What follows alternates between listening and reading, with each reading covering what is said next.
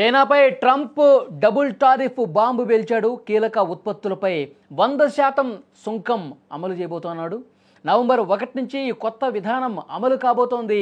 అరుదైనటువంటి ఖనిజాలే ప్రస్తుత ఉద్రిక్త పరిస్థితుల కారణంగా కనిపిస్తోంది. చైనా దూకుడుపై ట్రంప్ తీవ్ర ఆగ్రహం వ్యక్తం చేసిన పరిస్థితి.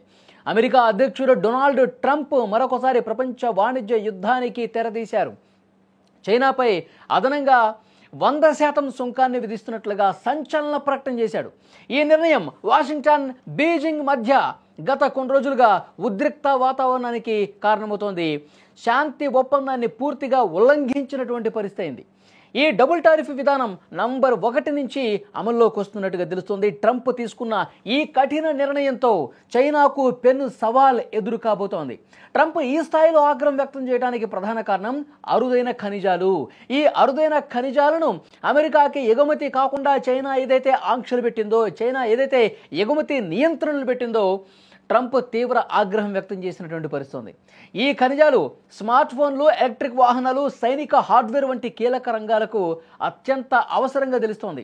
ప్రపంచ ఉత్పత్తి, ప్రాసెసింగ్లో చైనానే ఆధిపత్యం చెలాయిస్తోంది. ఈ నియంత్రణలను ట్రంప్ అసాధారణంగా దూకుడుగా అభివర్ణించిన పరిస్థితి. చైనా ప్రపంచాన్ని బందీగా ఉంచడానికి అమెరికా అనుమతించదని ఆయన గట్టిగా వ్యాఖ్యానించినటువంటి సిచ్యువేషన్ కూడా ఉంది. సో అరుదైనటువంటి ఖనిజాలు ఏవైతే ఉన్నాయో ఆ ఖనిజాలని అమెరికాకి రాకుండా ఆంక్షలు పెట్టడమే డొనాల్డ్ ట్రంప్ ఈ స్థాయిలో ఆగ్రహం వ్యక్తం చేసి అదనంగా 100% సుంకాలు విధించడానికి కారణం. అమెరికా గతంలో 30% సుంకం విధించడానికి గల కారణాలు కూడా చాలా ముఖ్యమైనవే. అన్యాయమైనటువంటి వాణిజ్య పద్ధతులకు చైనా పాల్పడుతోంది. ముఖ్యంగా మాదక ద్రవ్యాల వ్యాపారానికి సహకరిస్తోందని ఆరోపిస్తూ ట్రంప్ ఆ సుంకాలు విధించారు.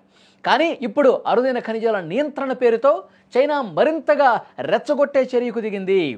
ట్రంప్ ఈ అసాధారణ నిర్ణయం ప్రకటించడానికి అదే కారణంగా కనిపిస్తోంది. చైనాపై మొత్తంగా ఇప్పుడు గతంలో ఉన్న 30, ఇప్పుడు అదనంగా 100 కలిపితే 130% సుంకాలు అమలు కాబోతున్నాయన్నమాట. ఈ అనూహ్య నిర్ణయంపై చైనా వైపు నుంచి తక్షణ స్పందన మాత్రం ఇప్పటి వరకు రాలేదు. చైనా రియాక్షన్ ఏ విధంగా ఉంటుందో చూడాల్సిన అవసరం ఉంది. చైనా వైపు నుంచి తక్షణ స్పందన లేనప్పటికీ కూడా ఈ చర్యలు ఇరు దేశాల మధ్య గత కొంతకాలంగా ఉన్న సున్నితమైన శాంతి ఒప్పందాన్ని ఉల్లంఘించాయి. సోయాబీన్ కొనుగోళ్లపై జిన్పింగ్పై ఒత్తిడి తెస్తానని ట్రంప్ గత వారమే ప్రకటించారు. అమెరికాలో తయారైన ఆ దేశం నడుపుతున్న నౌకలపై ప్రత్యేక పోర్టు ఫీజులు విధిస్తామని చైనా చెప్పింది. దీనికి తోడుగా చైనా కమ్యూనిస్ట్ పార్టీ అమెరికన్ల ఇళ్లు, వ్యాపారాల్లోకి అసురక్షిత పరికరాలను కూడా చేర్చడానికి ప్రయత్నం చేస్తోంది అని అమెరికా కమ్యూనికేషన్స్ పర్యవేక్షక సంస్థ చెప్పడం, నిషేధిత చైనీస్ వస్తువుల జాబితాలను కామర్స్ ప్లాట్ఫామ్స్ నుంచి తొలగించడం, ఇలాంటివన్నీ కూడా పరిణామాలు చోటు చేసుకున్నాయి. ఇవి వాషింగ్టన్, బీజింగ్ మధ్య ఉద్రిక్త వాతావరణాన్ని మరింత పెంచినటువంటి పరిస్థితి. కొన్ని గంటల క్రితమే డొనాల్డ్ ట్రంప్ చైనా మీద ఆగ్రహం వ్యక్తం చేసిన పరిస్థితి. అరుదైన ఖనిజాలు అమెరికాలోకి రానివ్వకుండా ఆంక్షలు పెడతా ఉన్నారు. ఇది సరైనటువంటి నిర్ణయం కాదంటూ ఆగ్రహం వ్యక్తం చేసినటువంటి పరిస్థితి. రాబోయే 2 వారాల్లో దక్షిణ కొరియాలో ఏదైతే మీటింగ్ జరుగుతుందో అందులో జిన్పింగ్ని యాక్చువల్గా కలవాల్సి ఉండే అమెరికా అధ్యక్షుడు డొనాల్డ్ ట్రంప్ అసలు ఇప్పుడు జిన్పింగ్ని కలవటానికి అసలు కారణాలు నాకు కనిపించట్లేదు అని కూడా అన్నారు. నేను ఇక భవిష్యత్తులో అతనితో భేటీ కానను కూడా కుండబద్దలు కొట్టినట్టుగా చెప్తా ఉన్నారు. గతంలోనే ఈ అరుదైన ఖనిజాలకు సంబంధించి ఆంక్షలు పెట్టడాన్ని తీవ్ర ఆగ్రహం వ్యక్తం చేస్తూ డొనాల్డ్ ట్రంప్ మాట్లాడారు. అలా మాట్లాడిన కొద్ది గంటల్లోనే డొనాల్డ్ ట్రంప్ అనుకున్నంత పని చేశారు.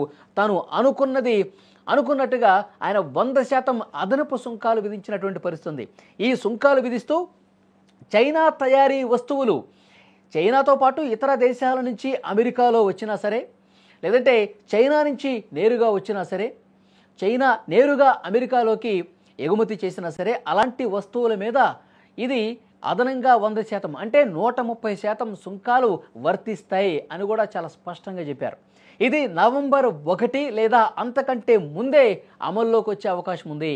చైనా రియాక్షన్ బట్టి, ఈ సుంకాల మీద చైనా ఏ విధంగా స్పందిస్తుందో దాన్ని బట్టి ఇవి ఎంత త్వరగా అమలవుతాయన్నది కూడా వెల్లడయ్యే అవకాశం ఉన్నట్టుగా తెలుస్తోంది. సో మొత్తానికి ఒక వాణిజ్య యుద్ధం అనేది ఒక పీక్ లెవెల్కి చేరిపోయిందని చెప్పాలి. గతంలో కూడా అమెరికా, చైనా మధ్య వాణిజ్య యుద్ధం జరిగినటువంటి పరిస్థితి ఉంది. ఆ తర్వాత కొంత సద్దుమడిగింది. 2 దేశాల ప్రతినిధులు కొంత మాట్లాడే ప్రయత్నం చేశారు.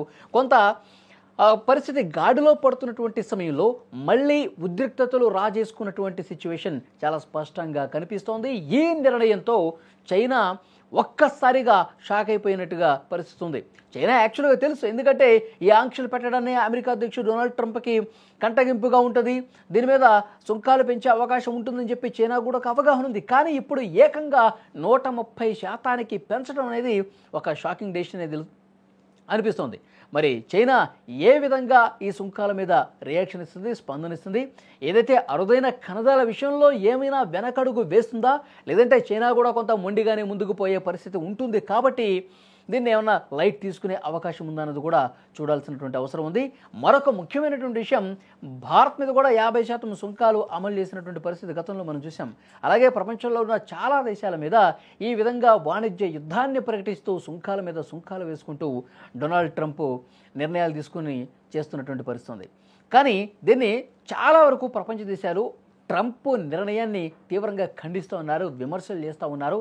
ఇష్టారీతిన ఒక సైకోలాగా డొనాల్డ్ ట్రంప్ ప్రవర్తిస్తూ ఉన్నాడని చెప్పి ఎన్ని విమర్శలు చేసినా తన మొండి పట్టుదల మాత్రం వీడట్లేదు. ప్రస్తుతం చైనా మీద 130% అనేది ప్రపంచం మొత్తం కూడా నివ్వెరపోయినటువంటి పరిస్థితి కనిపిస్తోంది.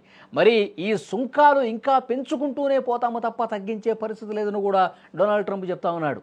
సో భవిష్యత్ పరిణామాలు ఇంకా ఎంత సీరియస్గా మారతాయి, ఈ వాణిజ్య యుద్ధం అనేది ఇంకా ఏ స్థాయికి వెళ్తుందో కూడా చూడాల్సినటువంటి అవసరం కనిపిస్తుంది. మొత్తానికైతే చైనా మీద ఈ 130% సుంకాలు ట్రంప్ ఏ స్థాయిలో ఆగ్రహం వ్యక్తం చేస్తూ డెసిషన్ తీసుకున్నాడు అన్నది కూడా అర్థమవుతుంది. ఇప్పుడు దక్షిణ కొరియాలో ఈ భేటీ కూడా జరగదు, భవిష్యత్తులో ఇంకా ఎప్పుడూ కూడా నేను వారితో కలిసి మాట్లాడే ప్రసక్తే లేదని కూడా కుండబద్దలు కొట్టినట్టు చెప్తున్నటువంటి సిచ్యువేషన్ ఉంది. సో చూద్దాం చైనా అధ్యక్షుడు జీ జిన్పింగ్ ఎలాంటి రియాక్షన్ ఈ సుంకాల పట్ల వేస్తారన్నది కూడా, చూస్తారన్నది కూడా, మాట్లాడతారన్నది కూడా చూడాల్సిన అవసరం ఉంది. ఇంకొక ముఖ్యమైన విషయం ఏంటంటే, చాలామంది అంతర్జాతీయ విశ్లేషకులు చెప్తా ఉన్నది, ఆయనకి నోబెల్ శాంతి బహుమతి రాలేదు కాబట్టి ఆ ఫ్రస్ట్రేషన్లో ఇలాంటి నిర్ణయాలు తీసుకుంటా ఉన్నాడా, ఆ ఫ్రస్ట్రేషన్లో ఆ మదన పడుతూ మానసికంగా కుంగిపోయినటువంటి పరిస్థితుల్లో ఉన్న డొనాల్డ్ ట్రంప్ ఇలాంటి నిర్ణయాలు తీసుకుంటా ఉన్నాడా అన్నది కూడా చాలామంది మాట్లాడుతూ ఉన్నారు. ఇంకొకటి ఏంటంటే, ఇప్పుడు అది నోబెల్ శాంతి బహుమతి ఎలాగూ రాలేదు, అది వచ్చే ముందు వరకు వెయిట్ చేశాడు, చైనా మీద ఆగ్రహంతోనే ఉన్నాడు, చైనా మీద సుంకాలు విధించాలన్నటువంటి ఆలోచనతోనే ఉన్నాడు. కానీ శాంతి బహుమతి కంటే ముందు ఈ డెసిషన్ తీసుకుంటే ఆ ప్రభావం ఆ ప్రైజ్ మీద ఉంటుంది కాబట్టి, సో డెఫినెట్గా ఆ డెసిషన్ తర్వాత, ఆ శాంతి బహుమతి ప్రకటన తర్వాత ఈ విధంగా చైనా మీద సుంకాలు వేసాడన్నది కూడా ఒక చర్చ ఉంది. సో డెఫినెట్గా ఏది ఏమైనప్పటికీ కూడా మళ్ళీ వాణిజ్య యుద్ధానికి తెరలేపాడు. చైనా మీద అదనపు 100% సుంకాలు వేయటం అనేది అందరినీ ఆశ్చర్యపరిచినటువంటి విషయం కనిపిస్తుంది. మరి నెక్స్ట్ చైనా రియాక్షన్ బట్టి పరిణామాలు ఏ విధంగా ఉంటున్నది కూడా చూద్దాం.